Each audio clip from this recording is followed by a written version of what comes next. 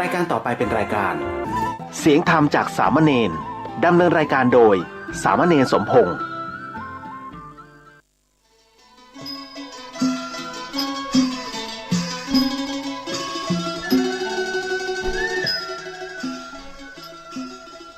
ทั้งโลกนี้มีธรรมประจำที่เมื่อทำดีจะไม่ดีมีที่ไหนมีสุขบ้างทุกข์บ้างช่างประไรเป็นวิสัยของมนุษย์ปุถุชนขอกราบไหว้สาครูบาอาจารย์ทุกท่านขอเจริญพรศรัทธาญาติโยมผู้ใฝ่ในศีลในธรรมทั้งหลายมาแล้วมาแหมแล้วรายการเสียงธรรมจากเด่นน้อยสั่งเรือจากวัดประแดงทั้งนี้โดยการนำก่อนนั่นประโคครูสิทธิ์ปริยัติยาพรเจ้าวัดประแดงเจ้าคณะตำบลสุเทพกิจหนึ่ง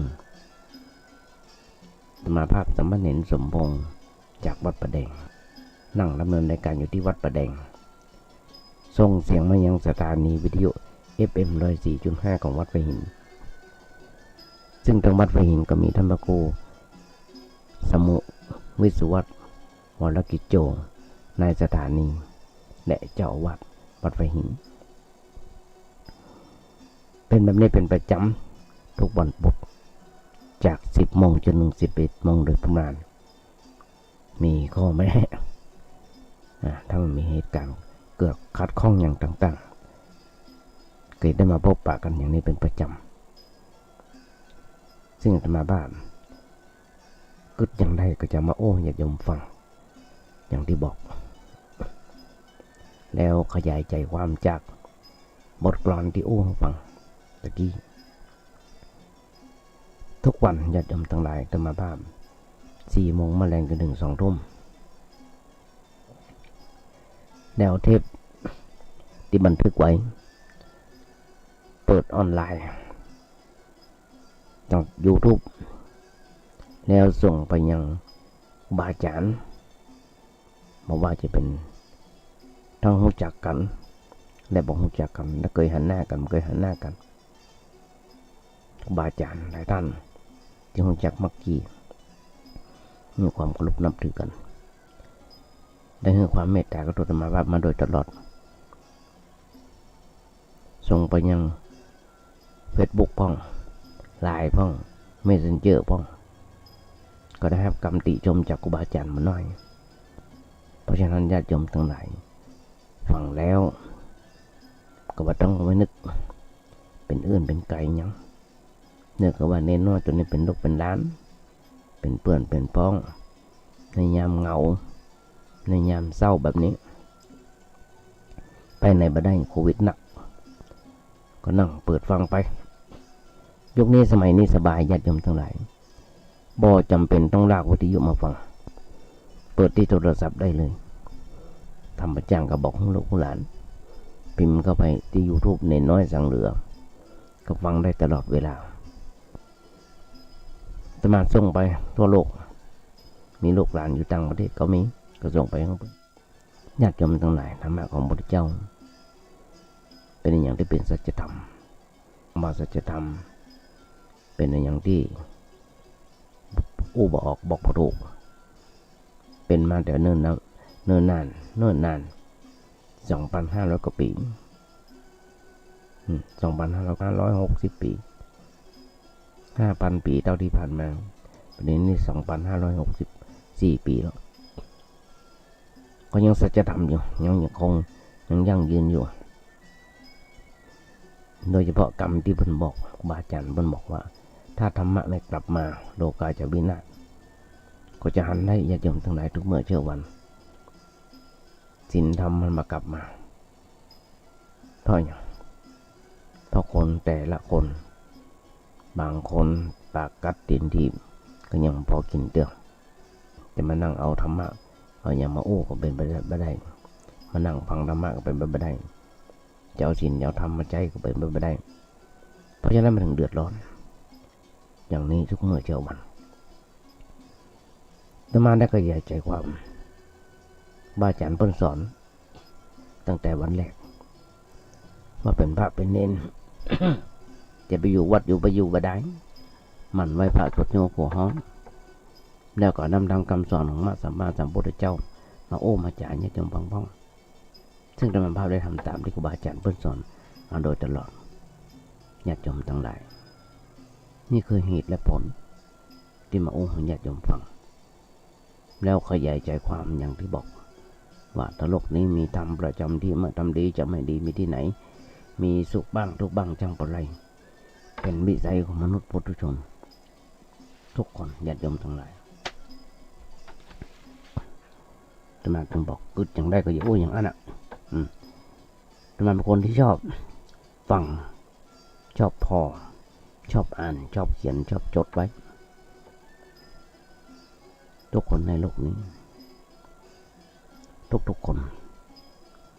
ไม่ว่าใครทั้งนั้นมาอาศัยโลกเพื่ออยู่เพื่อสร้างความดีโลกที่เราอาศัยอยู่เนี่ยหรือว่าสิ่งต่างๆที่เรากำลังครอบครองอยู่ทั้งหมดทั้งมวลมันล้วนแต่เป็นของโลกโดยแท้จริงทั้งนั้นแต่เพราะเราขาดความเข้าใจต่อความเป็นจริงของชีวิตเลยหลงยึดถือกันว่าสิ่งนั้นสิ่งนี้เป็นของเฮาอันนั้นก็เมียเฮาอันนี้ก็ผัวเฮาอันนั้นก็ลูกเฮาญาติโยมหุ้นส่วนทำทั้งหลายส่วนตัวเฮาแต่ก็ยังบ่มีน่าจะมีสิ่งต่างๆที่ไหนบ่ว่าจะเป็นลูกเป็นเมียคล้ายๆกับว่าเฮาจุตัวเก่าเมื่อเฮาจุตัวเก่าหลอกตัวเก่าหลงขี้ตูยึดสิ่งต่างๆที่เป็นของโลกมาอบมาคอดไว้เป็นของตัวนั่นคือย่อมต้องถูกลงโทษคือได้รับความทุกข์ความทรมานเป็นผลตอบแทนไผโอบไปกอดไปนักเท่าใดคนนั้นย่อมได้รับความทุกข์ความทรมานเท่านั้นญาติโยมทั้งหลายแต่คนที่ฉลาดเพิ่นจะคิดแต่เพียงว่าเฮาเกิดมาในโลกนี้หอบเอามาด้วยความเพียงแต่ความเปลือยเปล่าตอนมาอาศัยโลกเพื่ออยู่อาศัยโลกอยู่เพื่อสร้างความดีสิ่งต่างๆในโลกเฮาขอหยิบยืมเพิ่นมาใช้จากเจ้าที่จำเป็นตอนเพื่อยังชีวิตให้อยู่รอดปลอดภัยและจะขอสิ่งต่างๆของโลกขอใจสิ่งต่างๆของโลกอย่างทนุถนอมระมัดระวังใจอย่างพอดีบ่สะสมบ่กักตุนเมื่อเศรษฐกิจการเกิดมาของเฮาดีแล้วพอสร้างความดีแล้วจะยกสิ่งต่างๆที่หยิบยืมมาคืนปิกมันถึงโลกทั้งหมดญาติโยมทั้งหลายถ้าเราฝึกกึศแบบนี้กึศจะมีสาระอย่างนี้เราก็สามารถบดเปลื้องความทุกข์ต่างๆที่มีให้เบาบางลงได้ยิ่งตอนนี้ญาติโยมทั้งหลายยุคโรคภัยไข้เจ็บพระพุทธเจ้าเป็นบอกโรคายาปรมาลาภาพวกมันมีโรคเป็นลาภอันประเสริฐข่าวตั้งแต่ปีที่แล้วมันจนถึงปีนี้มันจนถึงวันนี้เป็นอย่างที่น่าตกอกตกใจสลดหดหู่กับทั่วโลกโดยเฉพาะประเทศไทยของเรามีคนตายบ่น้อยมีคนตายบ่น้อยคนไปลูกกันไปรอเข้าแถวฉีดวัคซีนกันวัคซีนมีบกี่พันบกี่หมื่นแต่คนไปเป็นแสนเป็นล้านเขาก็จะหันกันได้เพราะอย่างเพราะทุกคนต้องหักชีวิตของตัวเก่าแต่ว่าโรคภัยไข้เจ็บมันบ่เว้นมาเว้นไปสักคนว่าพระสงฆ์องค์เจ้าว่าพระสงฆ์องค์เน้นเราว่าจะมียศขนาดไหนก็จัง ตัวไปเอาในคุกในตารางเป็นมดแล้วก็ตายบ่น้อยเลยเราก็จะหันกันได้ญาติโยมทั้งหลายเป็นโรคที่น่ารังเกียจเป็นโรคที่น่ากลัวเพราะฉะนั้นช่วยกันฉีดวัคซีนช่วยกันป้องกันอยู่บ้านอยู่บ้านอยู่จองเพิ่นบ่ไปไหนกันไปมีอย่างก็กินกันไปทนเราก่อนถ้าช่วยกันทนมันก็มีอย่างเกิดขึ้นนักหนานักพาบ้านอย่างจำนวนคือก่อนนะญาติโยมทั้งหลายแต่มาได้เอาได้ชอบอ่านบังเอิญว่าไปปะจำไม่ได้ว่าใครเป็นคนเขียนปีที่แล้วแล้วก็เก็บไว้เป็นหนังสือเล่มน้อยๆเพิ่นบอกว่าเป็นปริศนาธรรมแปลกอย่างหนึ่งดีใจอย่างหนึ่งเป็นปริศนาธรรมที่บ่เคยได้อ่านเพิ่นบอกว่าทองแท่งจะไร้ค่าพระปฏิมาเป็นแค่กากปูนกากเกลื่อนจะเพิ่มพูนพระพิรุณจะซบเซาผ้าเหลืองจะโดนย่ำตะกรวดดำจะเป็นเจ้าดอกตูมโรยแต่เช้ามาหัวเน่าเพิ่งจะตอมบุปผาจะเป็นมันคืนและวันจะสั้นเขานกน้อยจะลืมเย้าโคเท่าโคถึกเท่าจะวังเวงลองฟังหน่อยจะจำตรงไหนหนังสือเล่มนี้ จะมาอ่านแล้วรู้สึกว่าได้ใจชอบก็จะเอามาขยายให้ญาติโยมฟังอย่างเป็นบอกทองแท่งจะไร้ค่าพระธรรมคำสอนขององค์พระสัมมาสัมพุทธเจ้าจะมีคนศึกษาก็เหลือน้อยเต็มทีผู้คนจะบ่เหลือจะบ่หันคุณค่าเมื่อว่าพระสงฆ์องค์เน้นและฆราวาสต่างสายหน้าหนีพระธรรมฟังกรรมทำกินพริกดำกับข้าวฟังกรรมคนเท่ากินจิ้นลาบถึงวันฟังกรรมขี้เหล้ากินจิ้นลาบถึงวันอันนี้ก็กรรมนึงญาติโยมทั้งหลายมันเข้ากับที่ธรรมาอู้ตะเกียงจำได้จังหลวงปู่พุทธทาสหลวงปู่ปัญญาพระอาจารย์พระพุทธยมเป็นว่าถ้าธรรมะไม่กลับมาโลกาจะวินาศมันวินาศมากน้อยขนาดไหนญาติโยมลองคิดกันหรอบ้านเมืองก็ฮ้อนก็หายโจรผู้ร้ายก็นักตาผ้าป้านนั่นก็ไปทางใดก็มีแต่โจรผู้ร้ายแน่กระทั่งไฟไหม้ใต้ลามอย่างต่างๆเขาจะหันได้แทนที่จะไปช่วยเปิ้ลก็ไปเอาของเปิ้ลอย่างเมื่อกี้วันที่ผ่านมาไฟไหม้อย่างสารเคมีอย่างระเบิดพอเปิ้ลระเบิดพอบ้านเปิ้ลเสียเปิ้ลต้องย้ายบ้านเพราะอยู่หันบ่ได้อยู่ยันมีแต่ไปสูดเอาไปได้กัดนั่งดมเอาสารเคมีก็จะเดือดร้อนพอเปิ้ลย้ายออกบ้านขนาดมีตำรวจนะเปิ้ลเฝ้าเปิ้ลดูพอยังดูแลโจรผู้ร้ายมันก็บอกหัวเขาไปลักไปอย่างเปิ้ลญาติโยมจะหันได้กล้องวงจรปิดถ่ายมาไว้ให้พ่อหันกันอยู่โจรผู้ร้ายเพราะฉะนั้นญาติโยมทั้งหลายคนบ่นิยมเข้าวัดเข้าว่าอาบน้ำฟังธรรมกันหันวัดเป็นสถานที่มาหน้าพิลมเข้าวัดไปเพื่อแอว แต่บานเนื้อแท้ของทองคำไปแอววัดบ่ได้ญาติโยมทั้งหลายวัดนั้นงามสร้างแปลงสร้างมีค่าราคาสูงโบสถ์สร้างเป็นมูลกี่สิบล้านร้อยล้านพันล้านวิหารสร้างเป็นร้อยล้านพันล้านพระพุทธเจ้า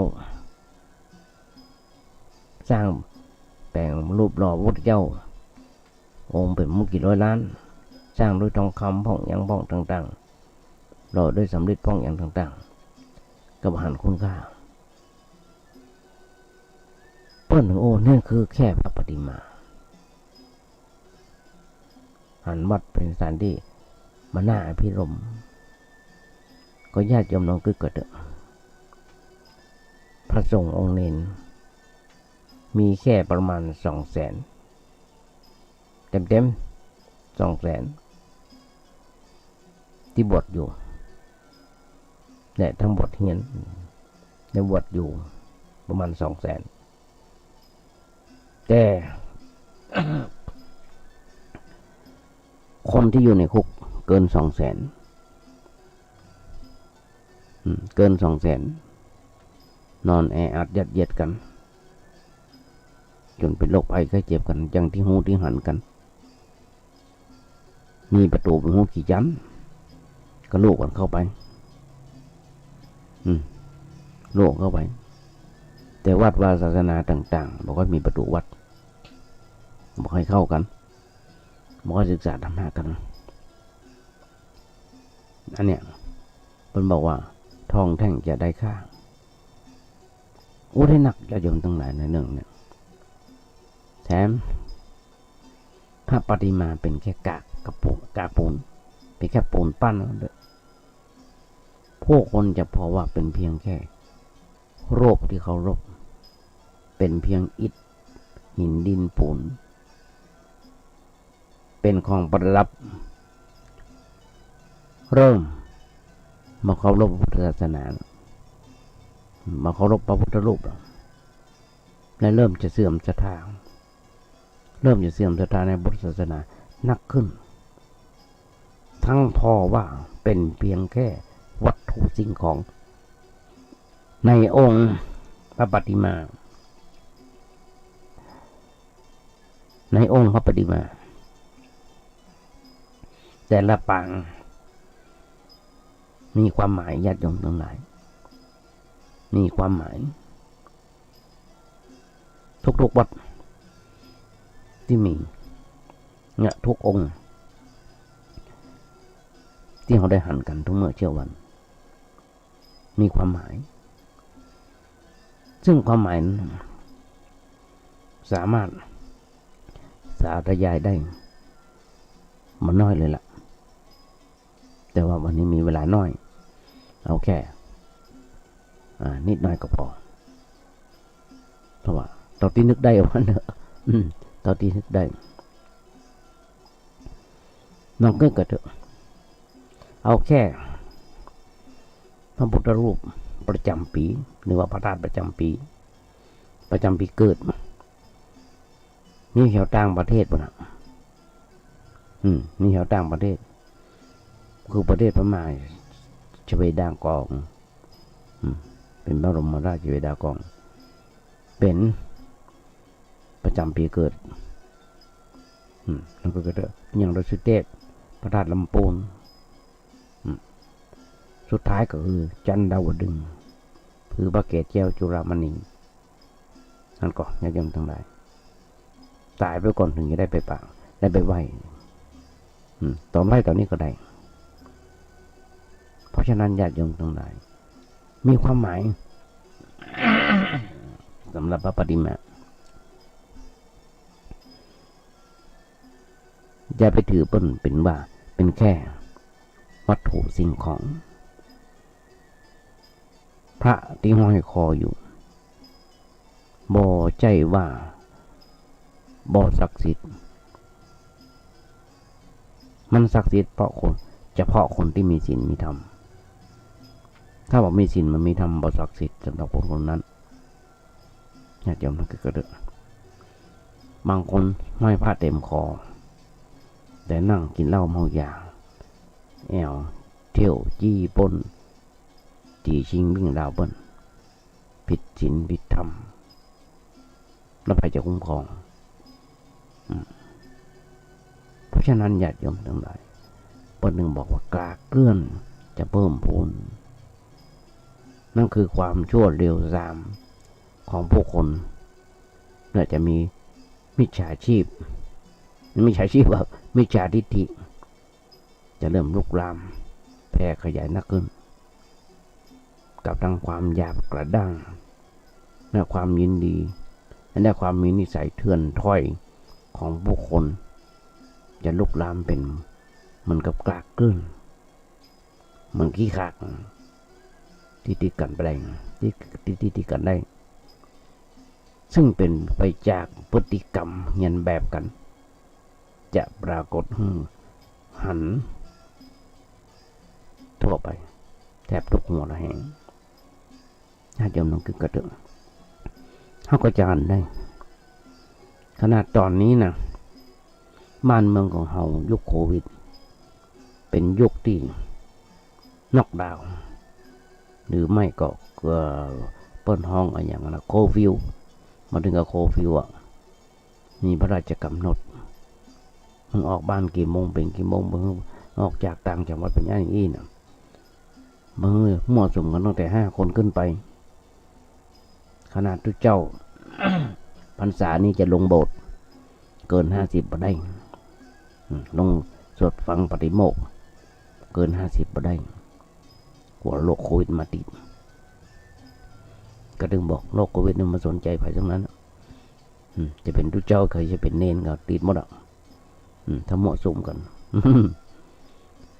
มั่วสุมกันเนี่ยญาติโยมทั้งหลายบางคนจัดงานวันเกิดกันตากันกินเหล้าเมายาเฮฮาเสนฉะนั้นปันปื้นเจ้ารีสอร์ทเจ้าโรงแรมอยู่กันกระตุกตำรวจเจ้าหน้าที่บ้านเมืองเปิ้นจับเปิ้นยับไปปรับไปขังคุกขังตารางต่างๆหันโยญาติโยมทั้งหลายเพราะฉะนั้นหมู่เนี่ยหมู่บ่มีศีลบ่มีธรรมเนี่ยเปรียบเสมือนกากเกลื่อนมันก็ขี้ขลาดลุกลามไปทั่วเพราะฉะนั้นขอให้มีศีลมีธรรมกันมายุคนี้สมัยนี้ตอนนี้ฤดูฝนเข้าพรรษาทีแรกก็อย่างที่เคยบอกญาติโยมทั้งหลายสมาภาพนั้นสุขภาพค่อยดี3 วันดี4 วันเป็นขนาดโรงพยาบาลคุณหมอเพิ่นนัดไว้เมื่อเดือนที่แล้ววันที่20เดือนที่แล้วก็บอกกล้าจะไปก็เลยโทรศัพท์ไปขออนุเคราะห์จากเจ้าหน้าที่เพิ่นเอายามาส่งพอมาได้ตรวจขอยามาส่งเพื่อก็เมตตาเอายามาส่งอยากจะลองฟังเถอะถ้าตมาบางทีมันติดมันติดขัดมันกับคนปากกักลิ้นมันแข็งอยากยมทั้งหลายเปรียบเสมือนพระพิรุณจะซบเซาคือน้ำจิตใจของคนเฮาในสังคมทุกเมื่อเช้าวันเหือดแห้งนักขึ้นจะมีแต่ความเห็นแก่ตัวหันกับทางฟ้าฝนก็จะแห้งแล้งมาตกต้องตามฤดูกาลญาติโยม บางครั้งมันจำเป็นจะต้องเหือดแห้งในน้ำจิตน้ำใจน้องกึดกันโรคโควิดเธอเป็นและตายญาติพี่น้องก็ไปบ่ได้ก็ไปบ่ได้เฝ้าก็บ่ได้ต้องเผาภายใน24 ชั่วโมง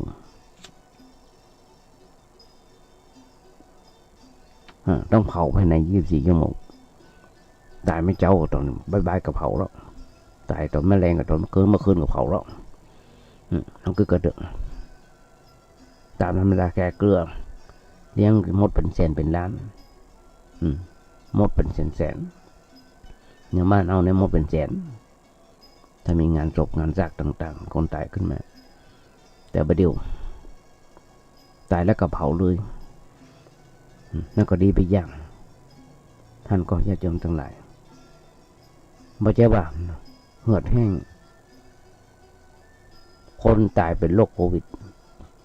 เขาพอตามทีวีอ่านหนังสือพิมพ์พอในทางเฟซบุ๊กอยู่ไกลเกินไป10 เมตร 3 เมตรกว่าเจ้าหน้าที่จะมาต้องใส่ชุดเรียบร้อยป้องกันเรียบร้อยถึงจะเข้าไปตรวจไปพิสูจน์พิหลักฐานอย่างใด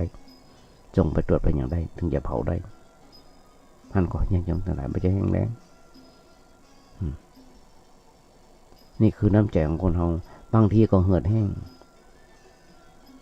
แม่ห้องมาแห้งมาน้อยมี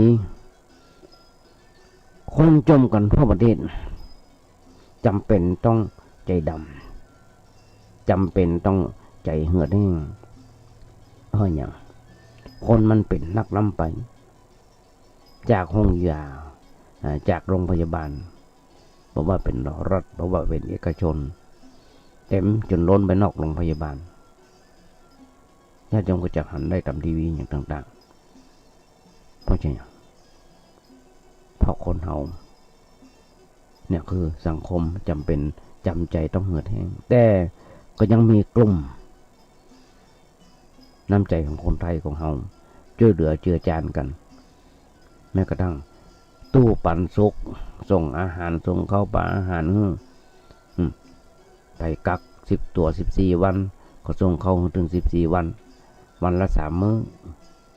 เป็นไปตามนั้นน้ำใจของคนเฮายังบ่เหือดแห้งสถานีโทรทัศน์ทุกช่องบุคลากรทุกหน่วยงานของรัฐบาลส่งเข้าป่าอาหาร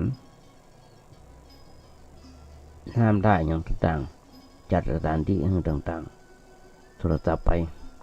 ถ้าผลบ้างประกมาเพราะฉะนั้นทางเหือดแห้งและบ่เหือดแห้งแต่คนไทยเฮาบ่เหือดแห้งในเรื่องของน้ำใจส่งไปถึงต่างประเทศแต่ละครั้งบ่มีเพศไปต่างๆเกิดขึ้นมาประเทศไทยเฮาก็ส่งไปช่วยเพิ่นเหมือนกันน้ำข้อน้ำกำผ้าเหลืองจะโดนย่ำญาติโยมมวลชนทำทั้งหลายเปิ้นขยายไว้ว่าพวกคนจะบกลัวบาปกลัวกรรมเมามันกับการติเตียนดูหมิ่นดูแคลนพระสงฆ์ก็ตั้งพระสงฆ์สามเณรก็มาตั้งอยู่ในศีลในธรรมมาเคารพรักธรรมนิยม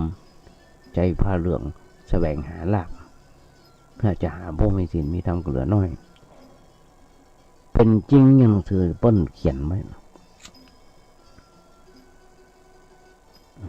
เขาก็จะหันได้ก็มีส่วนน้อยพระสงฆ์องค์เน้นก็มีส่วนน้อยก็ไม่ใช่ว่าจะมีส่วนน้อยหรอกโอ้กันง่ายๆนั่นก็คือลูกเจ้าบ้านยังมีหนึ่งมังสายังเหมือนบรรลุเป็นพระอรหันต์ยังมีกิเลสมีตัณหาเหมือนกันทั้งนั้นเพราะฉะนั้นอย่าจงทั้งหลายไผ่กล้ามาบ่นไผ่กล้ามาบ่นญาติโยมต้องเกิดก็ต้องอย่างที่บอก พระสงฆ์องค์เน้นอยู่ถึงวันนี้นับได้ประมาณ200,000ทั่วประเทศไปถึงต่างประเทศโดยมีประมาณ200,000แต่คนติดคุกเกิน200,000คนติดคุกประมาณเกิน200,000เพราะฉะนั้นดูถูกพระเหลืองดูถูกพระสงฆ์องค์เน้นดูถูกยามมินนะว่าพระสงฆ์มาอยู่ในศีลในธรรมเคารพหลักธรรมบางคนก็บอกใจพระเหลืองหากินก็มีบ่เถียงมีบ่น้อยที่สำหรับเป็นแบบนี้ที่มันเป็นข่าวที่หังหูหันกันอยู่ทุกเมื่อเช้าวันแถมอย่างต้นบอกตะกรวดดำจะเป็นเจ้าตะกรวดเอาห้องกันตะกรวดดำเอากันง่ายๆคือคนตระกูลต่ำคนในตระกูลต่ำคนมีจิตใจสาม เมื่อได้เป็นใหญ่ครองอำนาจจะเหลืองในอำนาจลงในอำนาจจนพาบ้านเมืองเสียหายพาองค์กรเสียหายกับทั้งกินเงินบาทกาดกินเงินหลวงกินเงินหลวงโดยหมายให้เจ้าบ้านกล้าไปกินต่อหน้าต่อตาก็ไม่มาเกรงกลัวตัวบาปมาเกรงกลัวคนหันเขาจะหันได้ญาติโยมทั้งหลายทุกเมื่อเจ้าวันหน่วยงานปปช.ปราบปรามทุจริตเปิ้นจับเปิ้นยับติดคุกติดตารางบางคนถึงกับประหารชีวิตมีนักญาติโยมทั้งหลายตั้งแต่รากหญ้าจนถึงผู้นำประเทศเขาจะหันได้นั่นคือตะกรวดจะเป็นเจ้าหันได้อยู่ทุกเมื่อเช้าวันดอกตูมโรยแต่เช้า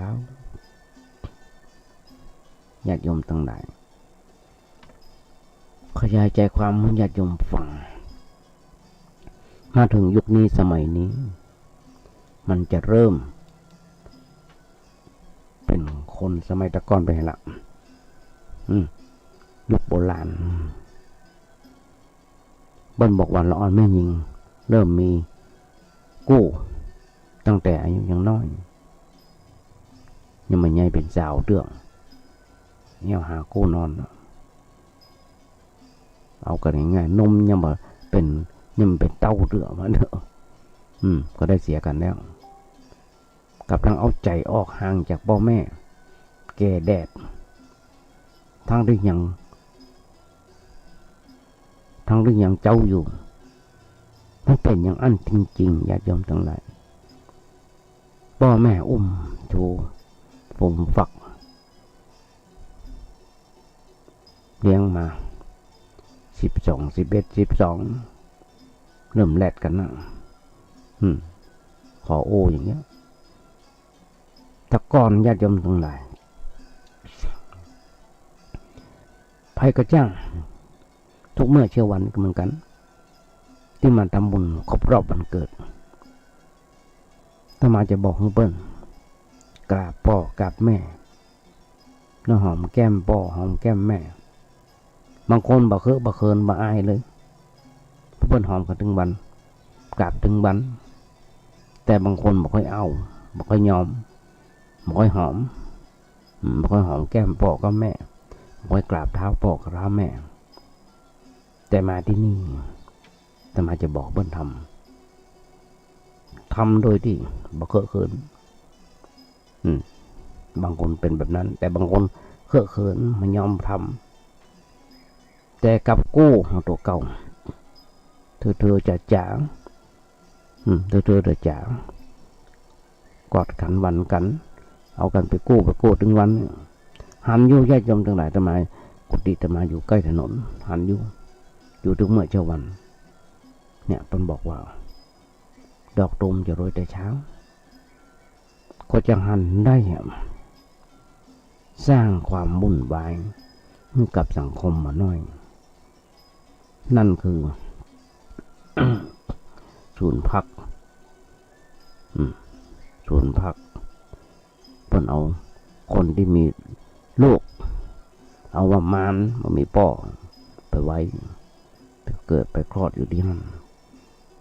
บางคนนะก็มีมาน้อยญาติโยมทั้งหลายนั่นก็ร้อนเขาว่าหาประสบการณ์ประยุกต์มานึกย้อนรอยถอยความคนสมัยตะก่อนก็แต่งงานกัน14-15เพราะอย่าง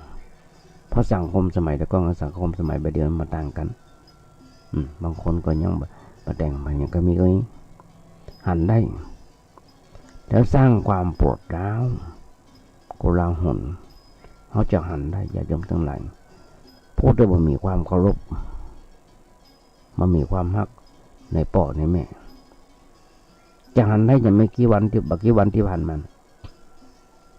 เมื่อเดือนที่แล้วประมาณวันที่6 ต่อ 7 เดือนที่แล้วได้หันข้าวนึ่งที่ ที่ลูกสาวเอาป่อไปขว้างไว้ที่สำนักสงฆ์วัดแต่ยังจำมาได้จำมาได้มาหาว่าป่อรู้จักกับเจ้าอาวาสเนี่ยเอาเพิ่นไปฝากไว้เวลาไว้นั้นป่อก็มันข้างกลางอยู่ที่กลางถนนป่ออายุ80ปลายแล้วมูจะไปทางใดหรอป่อจะอู้ได้กันนั่นนี่เอาป่อเพิ่นเป็นละไว้หั่นป่านนี้ยังคงเรื่องนั้นเป็นอย่างไรเลข4เลข5ต้องถึงมือหมอเป็นโรคโควิดด้วยซ้ำนี่ญาติโยมทั้งหลายเพราะฉะนั้นคนมุนเนี่ยเปรียบเสมือนหมาหัวเน่าเพิ่งจะตอมคนมามีคนบดีคนนี้ละคนชั่วแต่สังคมกับยกย่องชื่นชมกับทั้งเชื่อกับโอ้ปดมดเท็จคนเราเนี่ยเหมือนกับเพิ่งดมกลิ่นพมรอันหอมญาติโยมลองกึกก่อนนะเฮาไปยกย่องคนบดีเฮาจะหันได้ในเมื่อกี้วันที่ผ่านมามีบุคคลอยู่บุคคลหนึ่งแล้วก็ทำเป็นตัวเป็นแชร์ลูกโซ่อย่างต่าง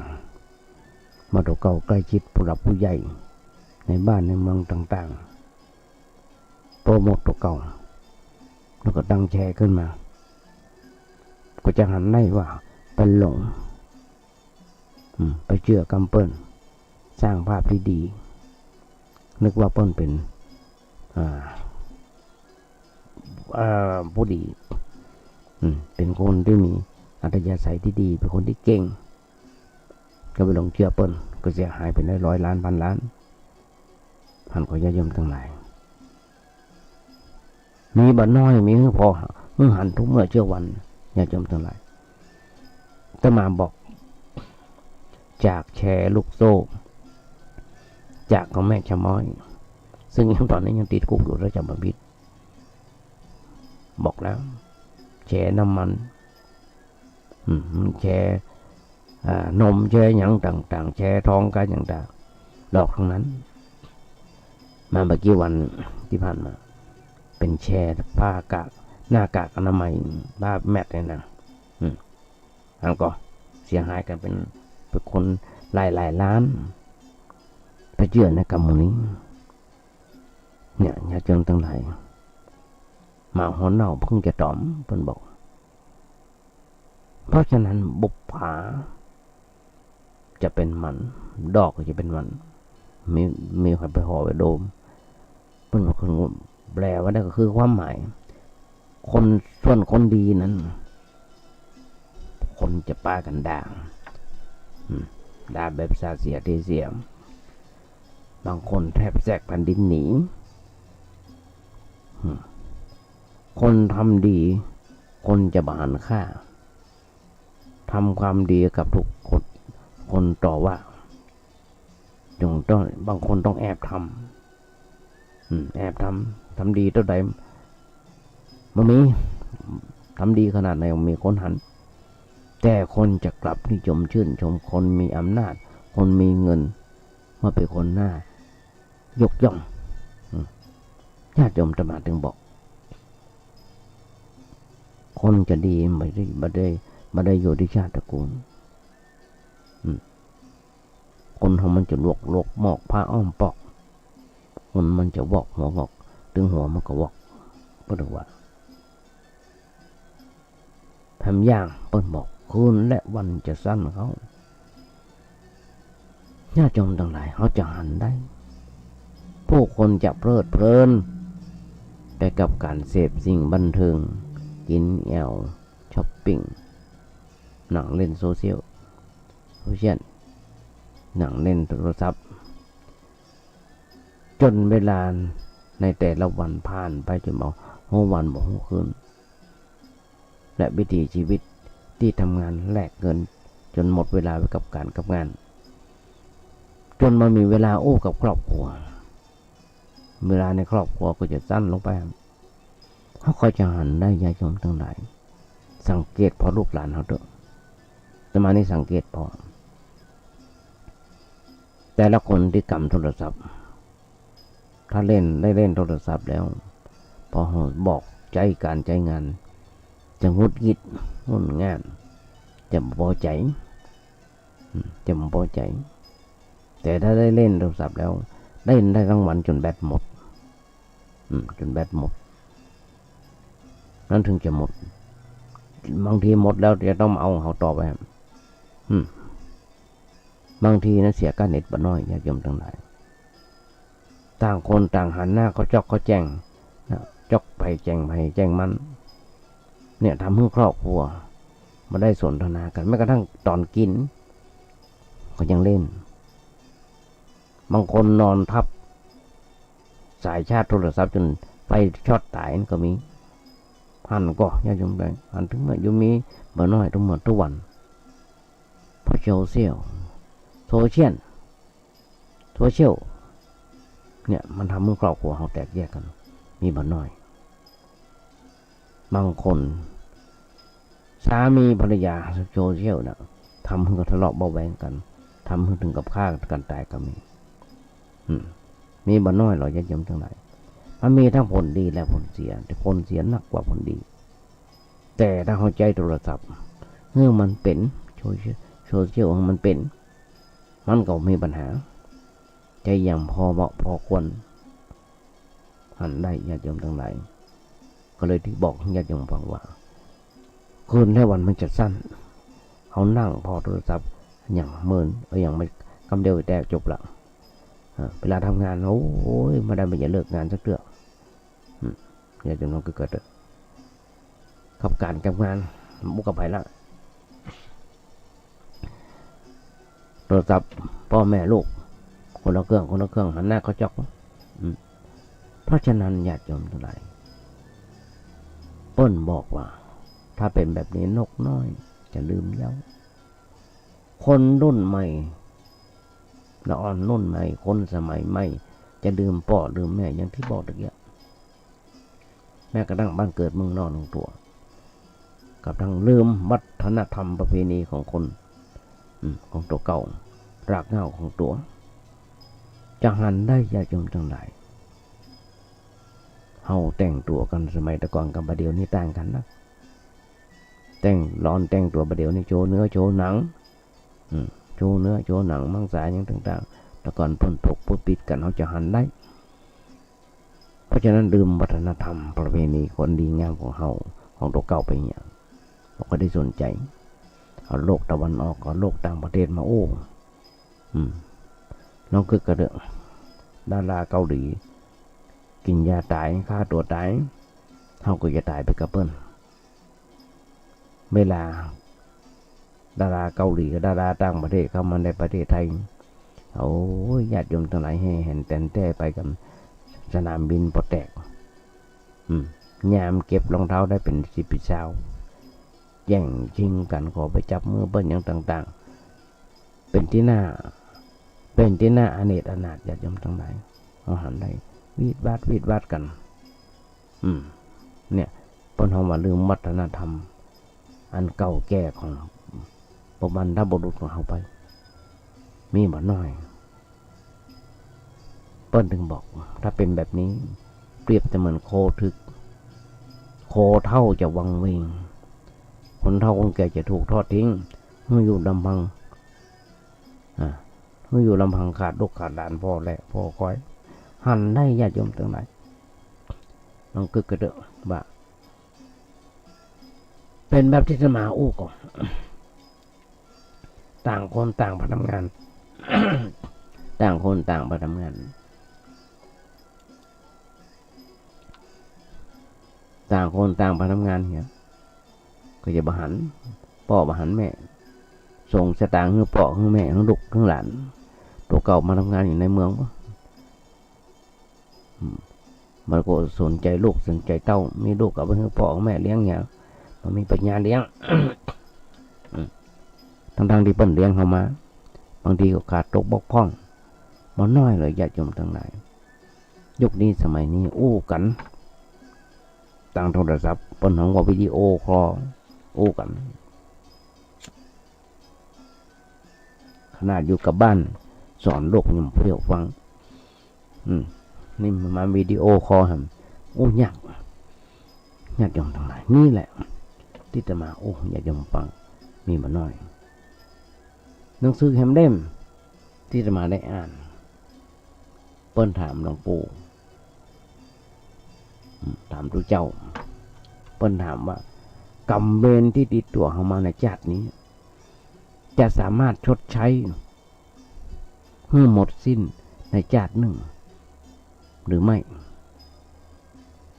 ทำไมสร้างกรรมเวรใหม่ถ้ามาสร้างกรรมเวรใหม่และมีวิธีใดจะชดใช้ให้หมดสิ้นไปโดยเวยในชาติหนึ่งญาติโยมทั้งหลาย น้องปู่บนโอเรื่องกรรมเรื่องเวรเนี่ยปัญหาเนี่ยเปิ้นบอกว่าผมไม่อยากจะเกิดขึ้นจะดีกว่าเปิ้นบอกว่าอยากขอให้มุ่งสร้างความดีมุ่งสร้างความดีเลยปฏิบัติดีไปเลยกรรมเวรที่สร้างมาทุกภพทุกชาติทุกภพทุกชาติเนี่ย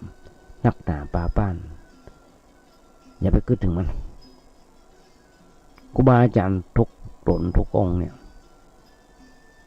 แต่มาก็เคยถามเปิ้นถ้าเฮาว่าจะใจให้มันหมดเนี่ยมันเล่นงานเฮาทีเดียวมันเล่นงานเฮาทีเลยยมเล่นงานให้เจ็บปวดไปเลยมันรุมเข้าใส่เฮาเลยเหมือนกับเฮาปฏิบัติเร่งเดินจงกรมถ้านั่งเพ่งภาวนาเร่งปฏิบัติขันธมารในร่างกายก็มีการเจ็บปวดเป็นบัดเป็นไข้เป็นไอมันมารบกวนมันบ่อยากให้เงาปนตกนี่ก็อย่างหนึ่งปนเฮามาเป็นขันธมาเป็นมารญาติโยมทั้งหลายเฮาทำบุญทุกครั้งอุทิศส่วนกุศลให้เจ้ากรรมนายเวรทุกคนไปทุกครั้งไปมีทีนี้เฮามานึกว่ากรรมเวรทั้งหมดทุกชาติที่ทำมาขอจะใจมาขอจะใจให้มันหมดชาตินี้มันลมจนเฮาลุกบ่ได้มันลมเฮาจนลุกบ่ได้เนี่ยญาติโยมทั้งหลายเฮาจะหันได้อย่างโควิดมันลุมเฮาโมเฮาบ่เดี๋ยวนี้ประเทศเฮาบ่เดี๋ยวนี้ลุมไปทั่วโลกบ่เดี๋ยวนี้แต่มาโตดมลภาวะที่ทั่วโลกสร้างกันขึ้นมาที่ทั่วโลกสร้างกันขึ้นมาทำให้อากาศเปลี่ยนแปลงบ้านเฮาฝนตกบ่ให้บ่ดีบางที่บางแห่งต่างประเทศน้ำท่วมให้นาป่าตั้งน้ำท่วมบ้านพังอย่างประเทศจีนญาติโยมทั้งหลายเสียหายบ่น้อยเกิดอุทกภัยบ่น้อยประเทศไทยยังมาถึงเตี้ยบางประเทศญาติโยมทั้งหลายอย่างญี่ปุ่นอย่างเกาหลีแม้กระทั่งพายุทรายอย่างนี้ซึ่งบ่เคยหันกันเยอรมันต่างประเทศฝนฟ้าคะนองทำให้บ้านพังเขาจะหันได้อย่างประเทศจีนเนี่ยรถไหลก็เป็นร้อยกันเป็นพันกันน้ำท่วมเมืองหูหนานของเราเนี่ยจำมาได้หันก็ญาติโยมเท่าไหร่ญาติโยมบอกต่างประเทศเป็นดีกว่าบ้านเราถ้าบ้านเราเป็นแบบนั้นเราญาติโยมทั้งหลายเราก็เกิดนั่นคือใช้กรรมคือการกระทำเขาทำดีเขาก็จะได้ดีเขาทำชั่วเขาก็จะได้ชั่วทีนี้ถ้าเรานึกว่ากรรมเวรทั้งหมดทั้งมวลทุกชาติเนี่ยที่เราไม่จะขอใจเนี่ยมันหมดในชาตินี้มันลุมเราจนเราลุกบ่ขึ้นอย่าไปคิดถึงมันเลยเนี่ยเรื่องนี้ฟังปากันทำความดีไปเถอะกรรมที่บดีที่มันจองเวรจองผ่านเราจองล้างจองผ่านเรานะ นี่มันพวกเวรพวกพยาบาทหยุดเลยพระเจ้าสอนว่า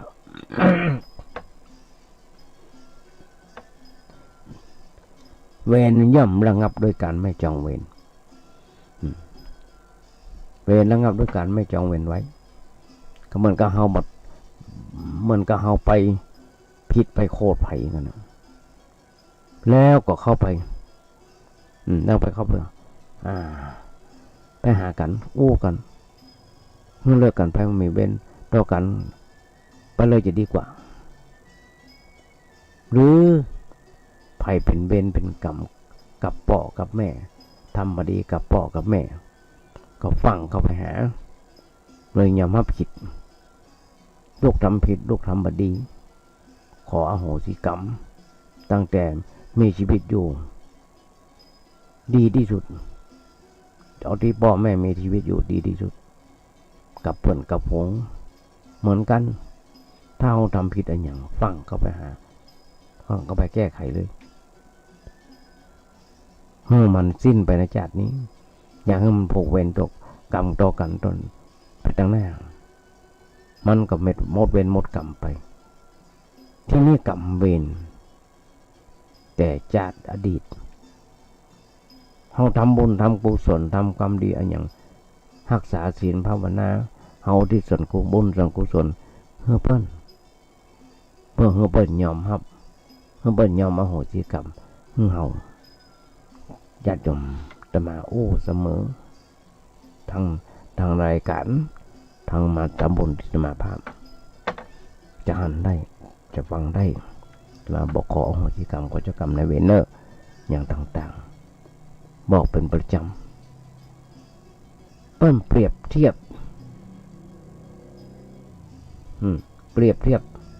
ผู้ที่พ้นไป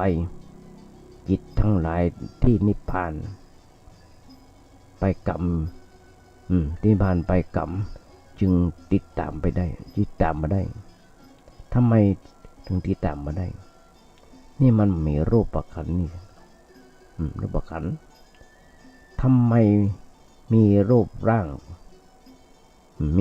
งกายแล้วจะเอาอย่างไปใจกรรมถ้ารูปร่างกายอยู่กรรมมันก็เลยจะโดยได้ในจิตของคนที่พ้นทุกข์แล้วเนี่ยห้องทำอย่างหนึ่งเพราะว่าเป็นรูปกายก็ยังมันจะแตกดับไปมันก็ใจอยู่ยังใจกรรมอยู่หันกันอยู่นี่คือเหตุและผลที่พอจะอู้จะจางอย่ายอมฟัง